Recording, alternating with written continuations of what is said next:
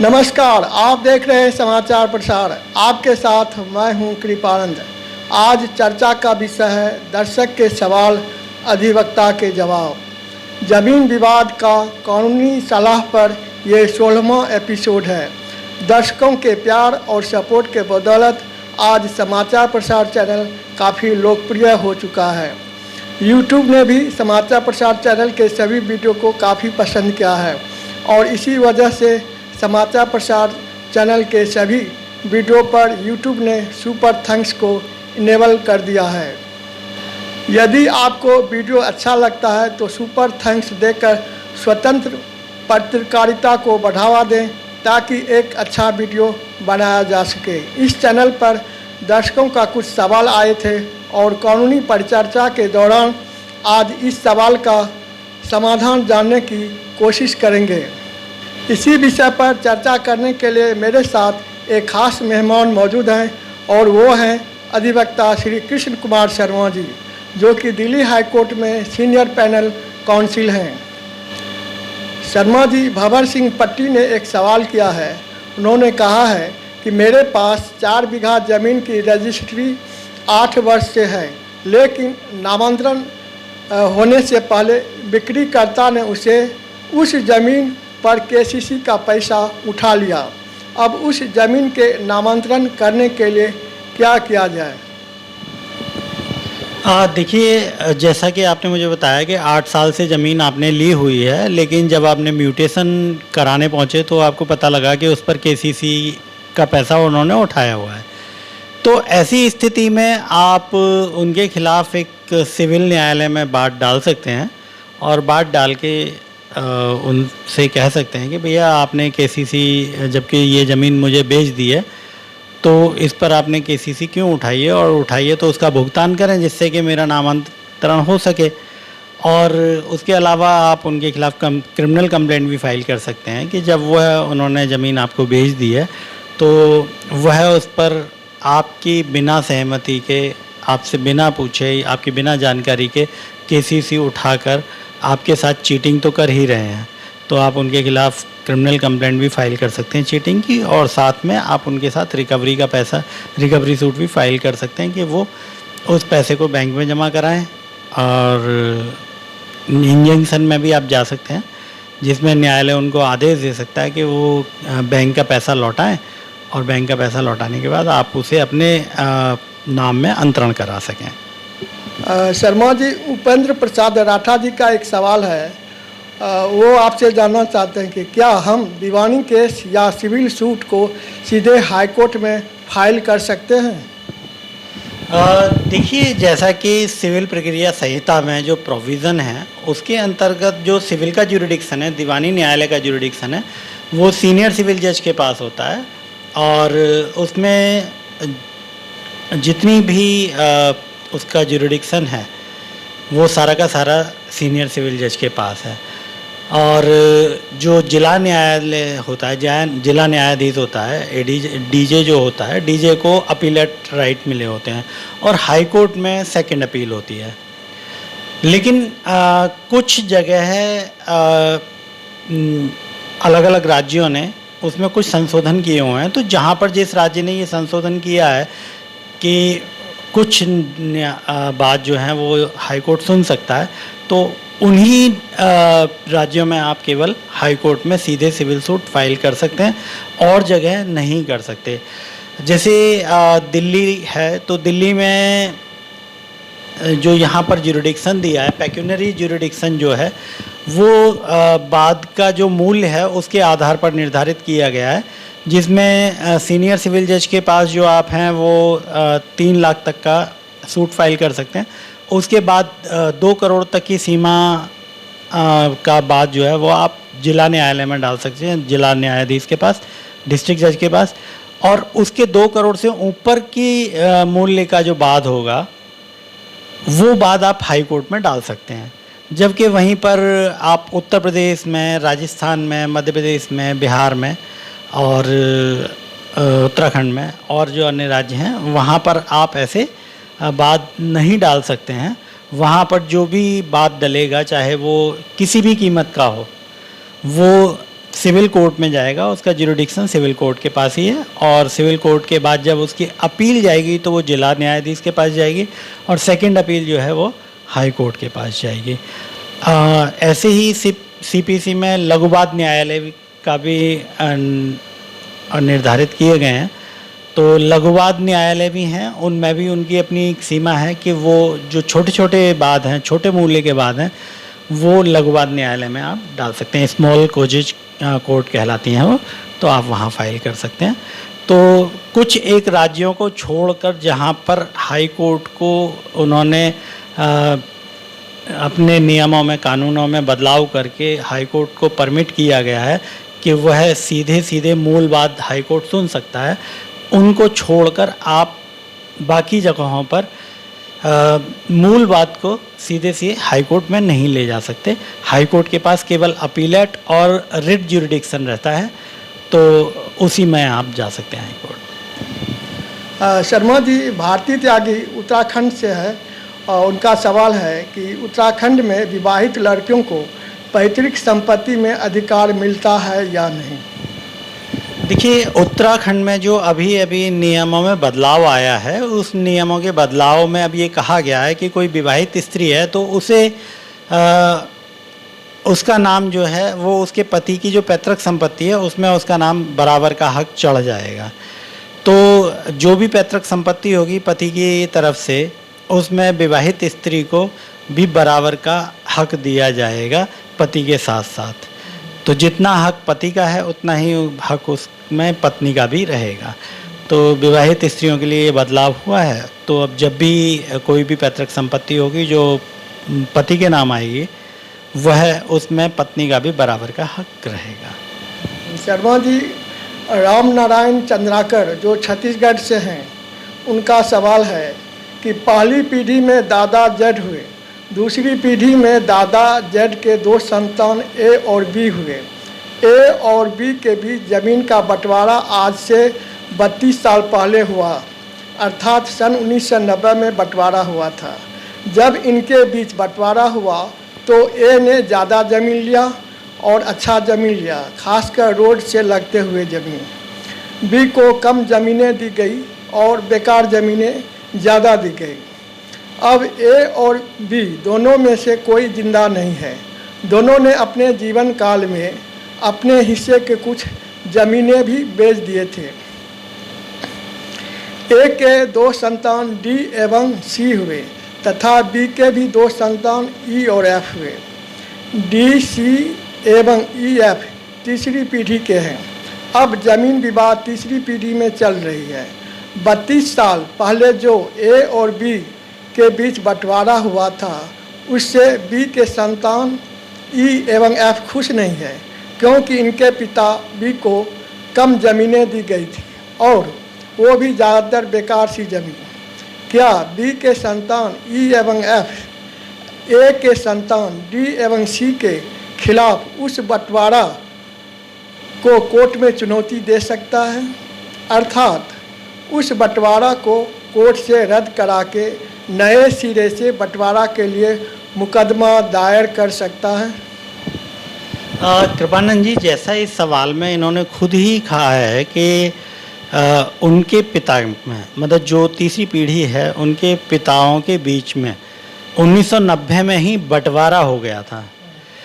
जब परिवार में कोई पारिवारिक सहमति से सेटलमेंट हो जाता है और उसका समाधान करके उनका बंटवारा कर दिया जाता है, तो बंटवारे के बाद फिर उसकी गुंजाइश नहीं रहती है कि उस बंटवारे को खारिज किया जाए।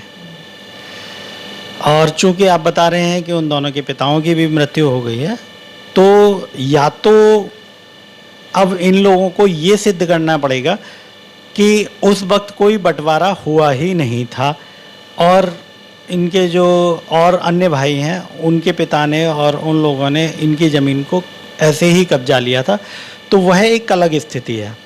लेकिन अगर वो कहते हैं कि नहीं, हमारे पिताओं के बीच में बंटवारा हुआ था और आज हम उस फैसले को नहीं मानते, तो इनको कोई रिलीफ नहीं मिलेगा, क्योंकि एक बार जो बंटवारा हो चुका है और उसको आप ये मान रहे हैं कि हमारे बीच में बंटवारा हो चुका है, तो जब भी कोई समझौता हो जाता है तो उस समझौते का पालन करना सबके लिए अनिवार्य हो जाता है और उस समझौते को आप नकार नहीं सकते, क्योंकि वो ऑलरेडी 30-32 साल 90 से आप बता रहे हैं, तो आज 90 से लगभग 32 साल हो चुके हैं। तो 32 साल बाद आप उस समझौते को नकारें तो वह संभव नहीं है। या तो आप ये कहें कि जी उस वक्त कोई भी बंटवारा नहीं हुआ था और ये ज़मीन उन्होंने ऐसे ही कब्जा ली थी, वह एक अलग स्थिति है।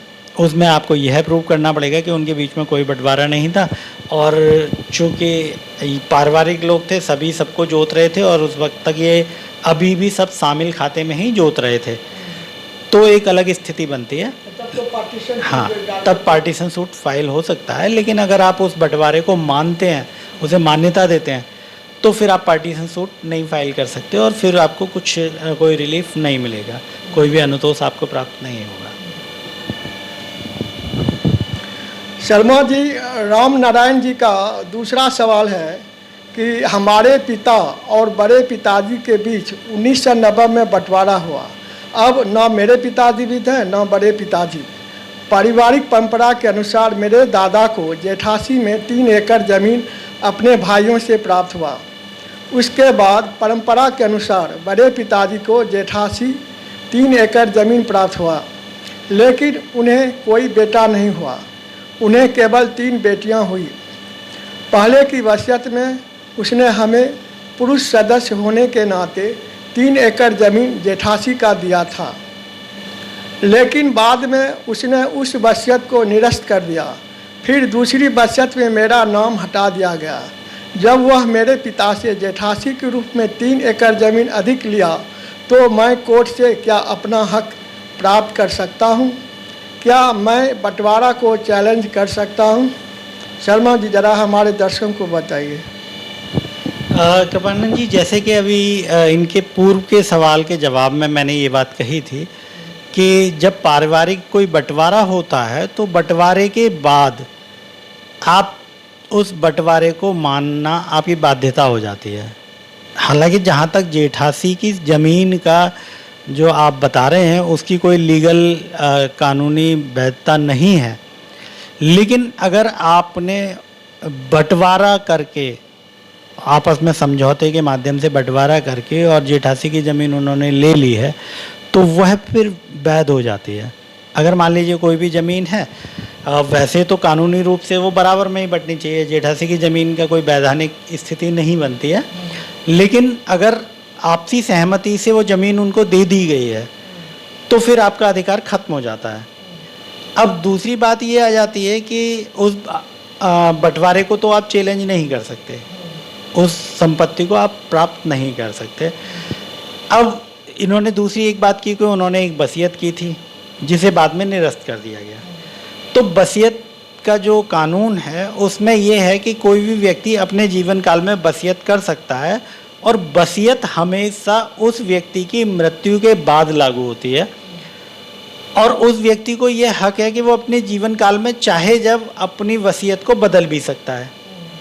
तो जैसा कि उन्होंने बताया है कि पहले उन्होंने उनके हक में वसीयत की थी और बाद में उन्होंने उसको निरस्त करके एक नई वसीयत बना दी, तो अब जो नई वसीयत बनाई है उसके अनुसार प्रॉपर्टी उन लोगों को जाएगी, पुरानी वसीयत के अनुसार आपको प्रॉपर्टी नहीं मिलेगी। तो अगर व्यक्ति ने अपने जीवन काल में अगर वसीयत बदल दी है तो जो आखिरी विल है, आखिरी वसीयत है, वही प्रिवेल करेगी, वही मान्य होगी और उसी के आधार पर संपत्ति उनके वारिसान को जाएगी। तो यहाँ एक और सवाल उठता है कि यदि वह जमीन पैतृक संपत्ति हो, तो पैतृक संपत्ति का तो वसीयत नहीं हो सकता है। तो मान लीजिए वो ज़मीन पैतृक हो, तो उस स्थिति में क्या वसीयत करना उचित है या मान्य है? देखिए, मैंने जैसे सवाल में जो आपने बताया है उसके आधार पर जब पैतृक संपत्ति और पैतृक संपत्ति का बंटवारा हो गया और बंटवारा होने के बाद जब किसी व्यक्ति को हिस्सा मिल गया, तो जिस व्यक्ति के पास जो हिस्सा आया है वो उसकी अपनी स्वयं की संपत्ति हो जाती है। तो ऐसी स्थिति में वो उप संपत्ति का वसीयत कर सकता है। अगर बंटवारा नहीं हुआ होता, वह शामिल संपत्ति होती, सामूहिक रूप से परिवार की होती तो एक अलग बात थी। अगर वो अनडिवाइडेड प्रॉपर्टी होती, उसका डिवीज़न नहीं हुआ होता, उसका पार्टीशन नहीं हुआ होता, बंटवारा नहीं हुआ होता और न कोई समझौता हुआ होता, तो ऐसी स्थिति में दूसरी बात थी, वसीयत मान्य नहीं होती। लेकिन चूंकि यहाँ आपका बंटवारा 1990 में हो चुका है और बंटवारे के बाद एक व्यक्ति को उसका अपना हिस्सा मिल गया है, तो जो हिस्सा उसको मिला है वो अपने हिस्से की ज़मीन को किसी को भी वसीयत कर सकता है। शर्मा जी संगीता देवी बिहार से हैं। इनका सवाल है, साल 2015 में मेरे पापा का देहांत हो गया था। अभी हमारे परिवार में हम 3 बहनें, 2 भाई एवं एक मेरी माँ है। बड़े भाई एवं उनकी पत्नी का मृत्यु हो गया है। पारिवारिक बंटवारा नहीं हुआ है। इस बीच मेरे भतीजा अपने शेयर से भी ज़्यादा ज़मीन बेच दिया है। क्या बेची गई ज़मीन की रजिस्ट्री कैंसिल हो सकता है? म्यूटेशन के लिए रोक लगाई थी, मगर सीईओ एवं कर्मचारी ने मिलकर भाई के पक्ष में म्यूटेशन कर दिया। मेरे विरोध करने पर कहते हैं कि आप बेटी हैं, घर में विवाद ना करें, बेटी का कोई हिस्सा नहीं होता है। क्या मैं पार्टीशन सूट फाइल कर सकती हूँ? हम सभी बहनों को शेयर मिल जाएगा। मेरा एग्जीक्यूशन केस लगा हुआ है, मेरी तारीख है, तारीख पर कैसे क्या करें? देखिए, जैसे इन्होंने सबसे पहली बात ये है कि अपनी ज़मीन के बारे में कहा गया है, तो जब ज़मीन की बात आती है तो कई बार एक दुविधा होती है। जो संपत्ति है वह संपत्ति कृषि भूमि भी हो सकती है और वह संपत्ति भवन निर्माण हेतु भी हो सकती है, आबादी वाली भी हो सकती है, आवासीय भी हो सकती है। एग्रीकल्चर लैंड के लिए अलग कानून है और आवासीय या अन्य भूमि के लिए अलग कानून है। लेकिन सविता जी तो बिहार में एग्रीकल्चर लैंड जो है विवाहित जो बेटी है या कुमारी बेटी है उसको हिस्सा दी जाती है। तो अब जैसा कि आप कह रहे हैं कि बिहार में कृषि योग्य भूमि में भी लड़कियों का हिस्सा होता है, तो उस स्थिति में वो बराबर के हकदार हैं। अब उनके पिता के मृत्यु के बाद जो उनके हिस्से होंगे वो 6 हिस्से होंगे। 3 वो बहनें हैं, 2 भाई हैं, 1 माँ है। तो जो भी संपत्ति है वो 6 हिस्सों में बटेगी। और चूँकि उन्होंने कहा है कि उनके एक भाई की मृत्यु हो चुकी है, भाई और भाभी की, और उनके बच्चों ने कुछ ज़मीन बेच दी है, तो वह चूँकि अपने हिस्से से ज़्यादा ज़मीनें नहीं बेच सकते, तो उसके लिए इनको दीवानी न्यायालय में, सिविल कोर्ट में एक सूट फाइल करना पड़ेगा और उसके द्वारा जो सेल की गई ज़मीन है उस सेल डीड को निरस्त कराने के लिए, उसको नल एंड वाइड डिक्लेयर कराने के लिए इनको एक केस फाइल करना पड़ेगा, तभी वो निरस्त होगी। एक बात मैं यहाँ आपको बताना चाहता हूँ, जो संगीता जी ने ये भी कहा है कि एग्जीक्यूशन केस इन्होंने लगा रखी है, तो एग्जीक्यूशन केस का मतलब क्या हुआ? इनका तारीख भी है। देखिए, एग्जीक्यूशन केस का मतलब होता है कि जब किन्हीं पार्टियों के बीच में कोई केस चालू होता है, उसके बाद उस केस पर न्यायालय अपना निर्णय सुना देता है और डिक्री पास कर देता है, जिसमें किस व्यक्ति के क्या राइट्स हैं उनको डिसाइड कर देता है कि इस व्यक्ति के ये राइट्स हैं, इनका ये अधिकार है, ये इसके मालिक हैं। तो जब वो केस डिसाइड हो जाता है, डिक्री पास हो जाती है, तो जिसके फेवर में डिक्री पास हो जाती है वो व्यक्ति उस डिक्री को एग्जीक्यूट कराने के लिए, मतलब अब मान लीजिए कोर्ट ने ये आदेश कर दिया कि इनका संगीता देवी का हिस्सा इतना हिस्सा बनता है, 1/6 हिस्सा बनता है, इनको 1/6 हिस्सा दिया जाए। अब कोर्ट ने तो आदेश पारित कर दिया, अब कोर्ट के आदेश के पारित होने के बावजूद भी कोई दूसरा व्यक्ति उस संपत्ति में उनका हिस्सा नहीं दे रहा है, तो संगीता देवी कोर्ट में अपने वकील के माध्यम से एग्जीक्यूशन फाइल कराएंगी और कहेंगी कि कोर्ट के द्वारा मेरे पक्ष में ये फैसला सुनाया गया कि मैं 1/6 ज़मीन की हिस्सेदार हूँ, इस पर मेरा अधिकार है, लेकिन सामने वाली पार्टी जो है वो इस ऑर्डर के बावजूद भी, इस जजमेंट के बाद भी, निर्णय के बाद भी मुझे मेरा हिस्सा नहीं दे रही है, तो मुझे दूसरी पार्टी से मेरा हिस्सा दिलाया जाए। तो इस बात के लिए एक एप्लीकेशन लगती है कि उस डिक्री को एग्जीक्यूट कराया जाए, क्योंकि वो एग्जीक्यूट नहीं हो रही है, उस डिग्री पर दूसरा जो पक्ष है वो कोई भी कार्यवाही नहीं कर रहा है, तो वो कार्यवाही करके उनको उनका हिस्सा दिलाया जाए। ये जो प्रक्रिया है ये एग्जीक्यूशन कहलाती है। तो अगर जैसा कि उन्होंने बताया है कि मेरा एक एग्जीक्यूशन केस भी पड़ा हुआ है, तो इसका मतलब ये है कि उन्होंने कोई केस वहाँ फाइल किया हुआ था बिहार में जो उनके पक्ष में निर्णीत हो गया है और उनके अधिकार कोर्ट के द्वारा निर्धारित किए गए हैं कि वह उस संपत्ति में कितना अधिकार रखती हैं। तो उस अधिकार को पाने के लिए वह एग्जीक्यूशन लगाई गई होगी। तो अब यही है कि कोर्ट में जब एग्जीक्यूशन गई है तो कोर्ट में बताना पड़ेगा कि भैया ये ज़मीन नहीं दी जा रही है, तो कोर्ट फिर उस पर आदेश करेगी और उनको ज़मीन दिलवाएगी। उसमें वो अमीन अपॉइंट कर सकती है, जो लोकल कमिश्नर अपॉइंट कर सकती है, रिसीवर अपॉइंट कर सकती है, जो वहाँ जाएगा और ज़मीन की नाप तोल करके उनको उनका हिस्सा दिलवाएगा। और अगर उसके बावजूद भी वो देने को तैयार नहीं है, मतलब वो, तो उसमें वो पुलिस की सहायता भी दे सकते हैं। जैसे अभी मैं आपको एक रिसेंट का उदाहरण देता हूँ कि समाचारों में आजकल ज्ञान बाबी मस्जिद का एक चल रहा है, तो उसमें कोर्ट ने एक आदेश दिया कि उस जगह का सर्वे करके लाया जाए। तो उसमें एक सर्वेयर अपॉइंट कर दिया गया। सर्वेयर जब गया तो उसको वहाँ लोगों ने उन्हें सर्वे नहीं करने दिया गया, वहाँ फोटोग्राफी नहीं करने दी गई। तो फिर उन्होंने आके बताया कि इस तरह की अड़चनें आ रही हैं। तो कोर्ट ने फिर क्या काम किया, उसमें प्रशासन को निर्देशित किया कि वह जाए उस सर्वेयर के साथ और वहाँ पर उनकी हेल्प करे सर्वे कराने में, और अगर कोई बाधा डालता है उनके सर्वे में तो उसके खिलाफ जो है कानूनी कार्रवाई, सरकारी कार्य में रुकावट, बाधा उत्पन्न करने के मुकदमे लगाए जाएं।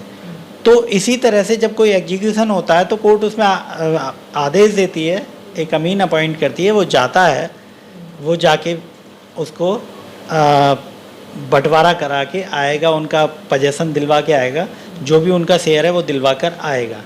और अगर वहाँ कोई दिक्कत होती है तो ऐसी स्थिति में वो अपनी रिपोर्ट देगा और फिर कोर्ट उसमें उनसे पुलिस प्रोटेक्शन भी देगी और फिर पुलिस उनके साथ जाएगी और उनका हिस्सा उनको दिलवाएगी।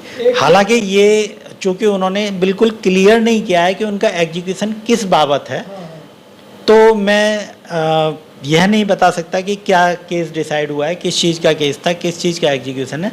लेकिन चूँकि जो उनका सवाल है और जिस परिप्रेक्ष्य में उन्होंने ये बात कही है, मुझे लगता है कि उन्होंने अपने बंटवारे का कोई सूट फाइल किया होगा जिसमें कोर्ट के द्वारा उनके पक्ष में बंटवारा। इसी पर एक मेरा सवाल है कि संगीता जी यहाँ कंफ्यूज कर रही है। एक तो उन्होंने अभी बताया, अपने सवाल में पूछा है कि एग्जीक्यूशन केस लगा हुआ, फिर दूसरी तरफ ये भी जानना चाहती है कि आप पार्टीशन सूट मैं डाल सकती हूँ बंटवारा के लिए। ये इसका मतलब ये कंफ्यूज है, इनको पता नहीं है कि जो हमें पार्टीशन सूट के तरह, पार्टीशन सूट के यदि हम दायर करते हैं तो हमें ज़मीन मिल जाएगा, लेकिन एक तरफ ये कहा था कि एजुकेशन केस भी लगाती है। ये कंफ्यूज क्यों हो रही है? देखिए, अब उन्होंने 2-3 चीज़ें हैं जिसमें एक जगह वो कहती हैं कि मेरे भतीजे ने कुछ अपने हिस्से से ज़्यादा ज़मीन बेच दी है। तो एक केस तो उसका भी हो सकता है कि वो, हालांकि उसमें भी उन्होंने पूछा है कि क्या हम उस विक्रय विलेख को कैंसिल कराने के लिए जा सकते हैं। वहाँ भी वो कंफ्यूज कर रहे हैं कि वो गई हैं या नहीं गई हैं। मुझे नहीं पता कि वो गए हैं या नहीं गए हैं। तो एक तो वो, दूसरा वो कहती हैं कि क्या हम पार्टीशन के लिए जा सकते हैं, पार्टीशन के लिए भी वो जा सकते हैं, विक्रय विलेख को कैंसिल कराने के लिए भी वो जा सकते हैं। तीसरा वो कहते हैं कि एग्जीक्यूशन भी मेरा चल रहा है। अब वो एग्जीक्यूशन किस बात का चल रहा है ये भी उन्होंने नहीं क्लियर किया है, लेकिन जो मुझे लग रहा है कि शायद वो कुछ कंफ्यूज हैं और उन्होंने कोई ना कोई एक केस डाला है, या तो उसको कैंसिल कराने के लिए डाला हो या पार्टीशन सूट फाइल किया हो, और पार्टीशन सूट में उनके फेवर में कोई डिसीजन हुआ होगा जिसका एग्जीक्यूशन गया होगा। तो या तो वो अपना क्लियर करके बताएं हमें कि एग्जीक्यूशन इस बाबत है और हम उस चीज़ के लिए, क्योंकि उनके जो पहले 2 सवाल हैं उनका जवाब तो यही है कि वो कैंसिल कराने के लिए भी जा सकती हैं और पार्टीशन सूट के लिए भी जा सकती हैं, लेकिन एग्जीक्यूशन के बाबत तो वो जब तक बताएंगे नहीं तब तक हम उनका समाधान नहीं कर पाएंगे। लेकिन जो हमें लग रहा है उससे यही प्रतीत होता है कि शायद वो कोई एक केस ऑलरेडी डाल चुकी हैं और उसमें उनके पक्ष में कोई निर्णय हो चुका है जिसका एग्जीक्यूशन, हाँ तारीख भी है। तो मुझे लगता है कि कहीं ना कहीं कुछ चीज़ें हैं जो उनकी जानकारी में पूरी तरह से नहीं है और वो पूरी तरह से अपना पक्ष हमें नहीं रख पा रही हैं। या वकील जो उनको बताया, हाँ मे भी हो सकता है कि जो उनके जो वकील होंगे उनको अच्छी तरह जानकारी नहीं दी होगी, इसलिए वो कंफ्यूज हैं और कुछ सवाल पूछ रही है, उनको पता नहीं है। कई बार ऐसा होता है कि वकील साहब उनको केस के बारे में बोल देते हैं ये हो गया, अब ये होना है, लेकिन उनको खुद को समझ में नहीं आता कि क्या हो गया और क्या होना है, क्योंकि वकीलों के पास भी इतनी समय नहीं होती कि वो अपने क्लाइंट को बहुत अच्छे ढंग से समझा पाएँ, और कई बार क्लाइंट भी इतना समझदार नहीं होता कि वह उस बात को पूरी तरह से समझ पाए। तो ये दोनों ही बातें हो सकती हैं। कई बार वकील साहब भी कह देते हैं, बोले जी ठीक है जी तुम्हारा केस तुम्हारे पक्ष में हो गया, अब एग्जीक्यूशन फाइल करना है। अब पक्ष में क्या हुआ है क्या नहीं हुआ है वो भी नहीं पता। कई बार वो गए होंगे वकील साहब के पास, उन्होंने कहा कि जी मेरे ये समस्या है, ये समस्या है, तो वकील साहब ने कह दिया कि ठीक है जी हम केस फाइल कर देंगे, तुम्हारा काम हो जाएगा। अब वो ये नहीं बताते कि मेरा केस किस चीज़ का फाइल होना है, बस वकील साहब इतना ही कहते हैं, बोले ठीक है जी आपकी ये समस्या है, हो जाएगा, हम आपका केस फाइल कर देंगे, केस फाइल होने के बाद आपको अपना अधिकार मिल जाएगा। तो अब अधिकार में उन्हें ये नहीं पता, वो वकील साहब से पूछ नहीं पाते कि मेरा कौन सा केस डाल रहे हो, क्या केस डाल रहे हो, क्या नहीं डाल रहे हो, तो उनको भी कुछ नहीं पता होता कि मेरा पार्टीशन का केस पड़ा है या कैंसिलेशन का केस पड़ा है या किस चीज़ का केस है। तो वो कन्फ्यूजन रहता है कि भाई जी मेरा एक केस पड़ा हुआ है लेकिन किस चीज़ का है वो नहीं पता। तो हो सकता है कि संगीता जी के साथ ऐसी स्थिति भी हो, लेकिन जब तक वो क्लियर स्थिति नहीं बताएंगी तब तक उनकी शंका का समाधान हम प्रॉपरली नहीं कर पाएंगे। सिर्फ हम जो अनुमान लगा रहे हैं, हम उनके अनुमान के आधार पर ही उनको ये जवाब दे रहे हैं। अब कानूनी परिचर्चा को हम यहीं समाप्त करते हैं। शर्मा जी, आपने हमारे दर्शकों को बहुत ही अच्छी कानूनी सलाह उपलब्ध करवाए, इसके लिए आपको बहुत बहुत धन्यवाद। आपका भी बहुत बहुत धन्यवाद कृपानंद जी, आपने मुझे अवसर दिया कि मैं लोगों की समस्याओं का समाधान कर सकूं। आपका बहुत बहुत धन्यवाद, और जनता का भी बहुत बहुत धन्यवाद जिन्होंने मुझे ये इस लायक समझा कि अपनी समस्या मेरे साथ शेयर की। अगर वो ऐसे ही शेयर करते रहेंगे तो हम उनको और भी समाधान दे पाएंगे। धन्यवाद। हम अपने दर्शकों से कहना चाहते हैं कि यदि ये परिचर्चा आपको अच्छा लगा है तो इसे लाइक करें और सुपर थैंक्स भी दें हमारे वीडियो को, क्योंकि यूट्यूब चैनल ने हमारे सभी वीडियो पर सुपर थैंक्स इनेबल कर दिया है। तो हम अपने दर्शकों से आग्रह करते हैं कि हमें सुपर थैंक्स ज़रूर दें, हमें ज़रूर सपोर्ट करें और स्वतंत्र पत्रकारिता को ज़रूर बढ़ाएं। आप समाचार प्रसार चैनल को सब्सक्राइब करना ना भूलें, बेल आइकन को ज़रूर दबाएं ताकि आपको हमारे न्यूज़ का नोटिफिकेशन मिलता रहे। अब हम आपसे विदा लेते हैं, फिर मिलते हैं एक नई खबर के साथ। तब तक आप अपना ख्याल रखें, खुश रहें और हमारे न्यूज़ चैनल से जुड़े रहें। धन्यवाद। नमस्कार। नमस्कार।